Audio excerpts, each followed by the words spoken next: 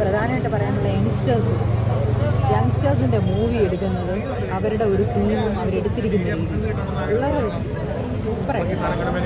അവർ വെറും ഐഫോണിലാണ് എടുത്തത്. ഐഫോണിലെടുത്ത എനിക്ക് ആ ടീമിൻ്റെ പേര് ഞാനിപ്പോൾ മറന്നുപോയി. അവർക്ക് തന്നെ എത്ര അവാർഡാണ് കിട്ടിയത്. വെറും ഒരു ഐഫോണിലാണ് ഫിലിമായിരുന്നു. അങ്ങനെ ഞാൻ പറയുന്ന യങ്സ്റ്റേഴ്സൊക്കെ ഒരുപാട് ഇപ്പം അവസരങ്ങൾക്ക് ഭയങ്കര കാത്തു നിൽക്കാതെ അവർ തന്നെ എല്ലാവരും കൂടെ ഈ ഒരു യൂണിറ്റി ഉണ്ടാക്കി അവർ തന്നെ സ്ക്രിപ്റ്റ് എഴുതുന്നു, അവർ തന്നെ അതിൻ്റെ ബാക്കി കാര്യങ്ങളൊക്കെ ചെയ്തിട്ട് അവരൊരു പടം റിലീസ് ചെയ്യുന്നു. ഷോർട്ട് ഫിലിമാണെങ്കിൽ പോലും.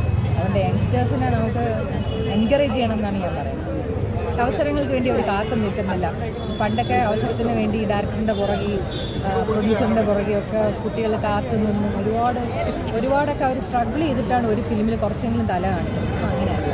അല്ല, ആ അവാർഡ് ആ ഫിലിമിൽ കിട്ടിയെങ്കിലും പ്രേക്ഷകരുടെ മുന്നിൽ അത് അത്ര വിജയിച്ചില്ലല്ലോ, എന്തുകൊണ്ടാണ്? പക്ഷെ ഞാൻ മൂവി കണ്ടു, എനിക്കിഷ്ടമായി. എല്ലാവർക്കും ആ തീം ഇഷ്ടപ്പെടണമെന്നില്ല. ഇത് ബേസിക്കലി വിമൻ ഓറിയൻറ്റഡ് ഫിലിമായിരുന്നു. അതെല്ലാവരും അത് ഓരോരുത്തരും എടുക്കുന്ന ഓരോ രീതിയിലല്ലേ. അപ്പോൾ എല്ലാവർക്കും അത് ഇഷ്ടപ്പെടണമെന്നില്ല.